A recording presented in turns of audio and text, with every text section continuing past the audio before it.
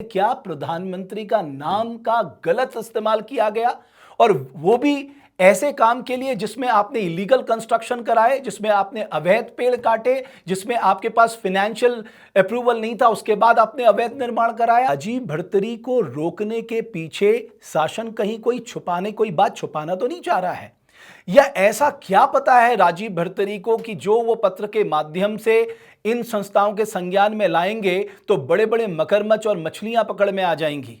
आखिर राजीव भरतरी के मन में ऐसे कौन से सवाल हैं, या उनके पास ऐसी कौन सी जानकारियां हैं जिसको का बाहर आने से कोई बड़ा विस्फोट हो सकता है वन विभाग में। नमस्कार, मैं हूं रमेश भट्ट। मैं जानता हूं हर उत्तराखंडी अपने जंगल से बेइंतहा प्यार करता है, और अगर वो प्यार करता है तो उसे यह खबर जरूर देखनी चाहिए। राजीव भरतरी मामले ने अब नया मोड़ ले लिया है। कल हमने आपको बताया था कि किस तरह से सिंगल सुप्रीम कोर्ट पहुंच गए हैं, और सुप्रीम कोर्ट में उन्होंने बड़ी दिलचस्प बात कही है हाई कोर्ट के फैसले के खिलाफ। वो लिखते हैं कि presently holding the position of PCCF HoFF, वो कहते हैं कि 5 तारीख को जो रिट दाखिल होती है हाई कोर्ट के फैसले के खिलाफ, वहां वो लिख रहे हैं कि साहब, मैं प्रेजेंटली जो पोस्ट होल्ड करता हूं उत्तराखंड में, वो हॉफ की होल्ड करता हूं। अब समझ में नहीं आता तो फिर हाई कोर्ट के आदेश के बाद उनकी पोस्ट तो चली गई थी, और 4 तारीख को कुर्सी पे बैठ गए थे राजीव भरतरी। तो किस आधार पर विनोद सिंघल सुप्रीम कोर्ट में रिट दायर करते वक्त ये कह रहे हैं 5 तारीख को सुबह 10:53 में कि साहब, मैं तो अभी भी हॉफ हूं?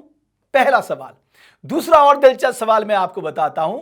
आज सुबह 11 बजे शासन का जो वन अनुभाग है वो एक चिट्ठी जारी कर देता है राजीव भरतरी के लिए कि अरे साहब, आपने ट्रांसफर कैसे कर दिए?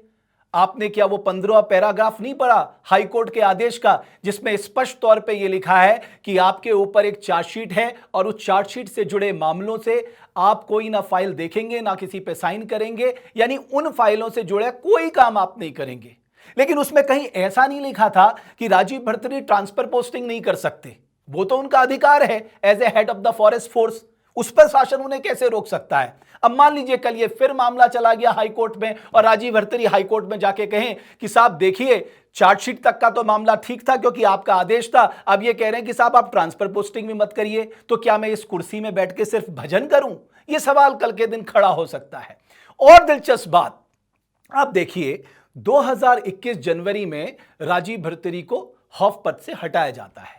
तब ये आम समझा जा रहा था कि इसलिए उन्हें हटाया गया क्योंकि पाखरो सफारी के चलते जो अवैध पेड़ काटे गए, जिसको लेकर दिल्ली से देहरादून तक हड़कंप मचा हुआ है, जो अवैध निर्माण कराया गया, उन सब पर इन्होंने क्यों नहीं कार्रवाई की, तब ये सोचा जा रहा था।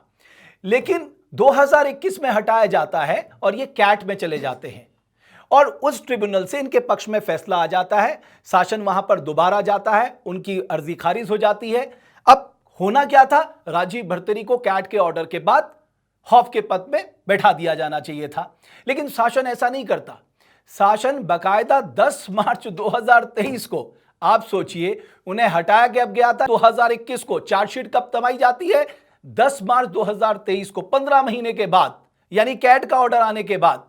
तब उन्हें हाईकोर्ट जाना पड़ता। हाईकोर्ट कहता है कि नहीं साहब, आप 4 तारीख को सुबह 10 बजे इन्हें कुर्सी पे बैठाओ हॉफ की। और जो विनोद सिंघल उससे पहले हॉफ थे, उनसे कहते हैं कि साहब, हम आपको हटा रहे हैं, लेकिन हां, आपके पास अधिकार रहेगा, आप इस फैसले के खिलाफ उच्च जो आपके पास कानूनी अधिकार है उसका आप इस्तेमाल कर सकते हैं।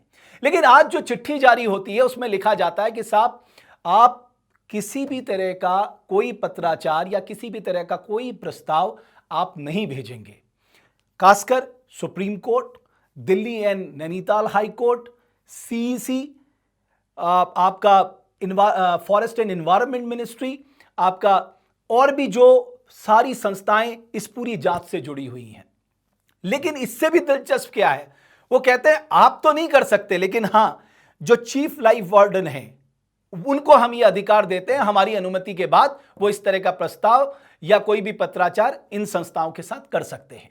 अब यहां पर एक सवाल उठता है मित्रों, वो सवाल क्या है कि राजीव भरतरी को रोकने के पीछे शासन कहीं कोई बात छुपाना तो नहीं चाह रहा है, या ऐसा क्या पता है राजीव भरतरी को कि जो वो पत्र के माध्यम से इन संस्थाओं के संज्ञान में लाएंगे तो बड़े बड़े मगरमच्छ और मछलियां पकड़ में आ जाएंगी। आखिर राजीव भरतरी के मन में ऐसे कौन से सवाल हैं या उनके पास ऐसी कौन सी जानकारियां हैं जिसको का बाहर आने से कोई बड़ा विस्फोट हो सकता है वन विभाग में। और इसकी इसकी भनक जो है वो शासन में बैठे कुछ अधिकारियों को है।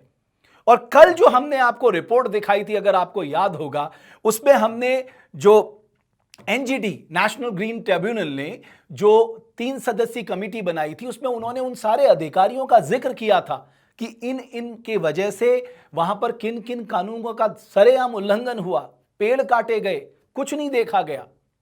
अब सबसे एक और बात मैं यहां पर कहना चाहूंगा और उसका जिक्र आने वाले दिनों में मैं जरूर करूंगा, बस आप अपने संज्ञान में रख लीजिए कि इस पूरे प्रोजेक्ट को, यानी पाखरो टाइगर सफारी के प्रोजेक्ट को प्रधानमंत्री का प्रोजेक्ट बताया गया। बकायदा प्रधानमंत्री का नाम लिखकर, ताकि क्लियरेंसेस मिल जाएं, पैसा मिल जाए, ये सारा उनका नाम इस्तेमाल हुआ। और बाद में जब सीईसी ने पूछा, सेंट्रल एम्पावर्ड कमेटी ने पूछा उत्तराखंड से, शासन से, कि साहब हमें यह बताइए कि क्या यह प्रधानमंत्री का प्रोजेक्ट था, उन्होंने कहा साहब इसका तो कोई लिखित ब्यौरा हमारे पास है ही नहीं। बाद में सुनने में यह भी आया कि पीएमओ ने तक क्वेरी की कि साहब इसमें प्रधानमंत्री के नाम को कैसे सामने लाया गया। अब सबसे बड़ा सवाल यह है, क्या प्रधानमंत्री का नाम का गलत इस्तेमाल किया गया, और वो भी ऐसे काम के लिए जिसमें आपने इलीगल कंस्ट्रक्शन कराए, जिसमें आपने अवैध पेड़ काटे, जिसमें आपके पास फाइनेंशियल अप्रूवल नहीं था, उसके बाद आपने अवैध निर्माण कराया। ये सारे ऐसे मुद्दे हैं मित्रों जिसको हर उत्तराखंडी को जानना चाहिए, क्योंकि ये जंगल आपका है, ये पेड़ आपके हैं, ये जंगल जो प्राणवायु देते हैं, इनसे हमारा जीवन चलता है, इनका वहां रहना बहुत जरूरी है। और किस तरह से एक महत्वपूर्ण विभाग जो उत्तराखंड का 71% परिक्षेत्र है हमारा वन विभाग, वहां अंधेड़ नगरी मची हुई है, भ्रष्टाचार के आकंठ में डूबा हुआ है, ट्रांसफर पोस्टिंग यहां एक इंडस्ट्री का रूप धारण कर चुकी है। इन सारे मुद्दों पर अगर हमने सवाल नहीं उठाया तो मुझे लगता है कि आने वाली पीढ़ी हमें माफ नहीं करेगी। अगर हम चुपचाप बैठे रहे धृतराष्ट्र बनकर और इनके खिलाफ आवाज नहीं उठाई, जो ये एक तरफा कार्रवाई कर रहे हैं सिर्फ अपने फायदे के लिए, एम फैक्टर के लिए, इसलिए बहुत जरूरी है यह मुद्दा सामने लाना। और जब तक आपका सहयोग नहीं रहेगा, जब तक आप लोग आवाज नहीं उठाएंगे, ऐसे लोगों के खिलाफ कभी कार्रवाई नहीं होगी। और मैं एक बात और कहना चाहता हूं, ये जो आज सुबह 11 बजे चिट्ठी लिखी गई है राजीव भरतरी को, यह उत्तराखंड के मुख्यमंत्री पुष्कर सिंह धामी के संज्ञान में है भी या नहीं, या उनके संज्ञान में लाए बिना यह चिट्ठी जारी कर दी गई। क्योंकि जिस पैरा का जिक्र किया गया है उस पैरा में स्पष्ट तौर पे लिखा गया है कि जो चार्जशीट आपको 8 बिंदुओं की दी गई है उससे जुड़ी फाइल को आप कुछ नहीं करेंगे। वो उसमें कहीं ऐसा नहीं लिखा है कि आप ट्रांसफर पोस्टिंग नहीं कर सकते।